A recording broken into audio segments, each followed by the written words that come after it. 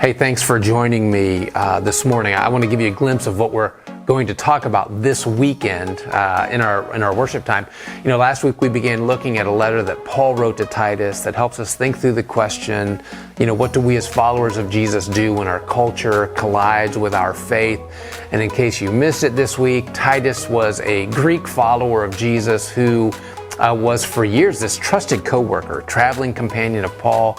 He had helped Paul in a number of crisis situations in the past. And in this letter, we discovered that Paul had assigned him the task of going to Crete, this large island off the coast of Greece, to restore order to a network of house churches. Now, Cretan culture was notorious in the ancient world. Again, I've said this, but the people were infamous for treachery and greed. Most of the men on the island had served as mercenary soldiers to the highest bidder. The island cities were known as being unsafe and plagued by violence and sexual corruption. And I said this too, although we don't know the details, somehow these churches came under the influence of corrupt Cretan leaders.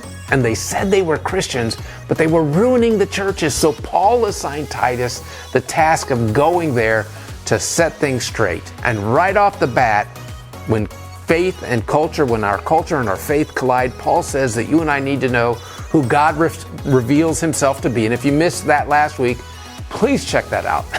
It's huge for us still today. But with that in mind, Paul then addresses Titus with a twofold task. And beginning of verse 5, the reason I left you in Crete was that you might put in order what was left unfinished and appoint elders in every town as I directed you. And then he talks about it.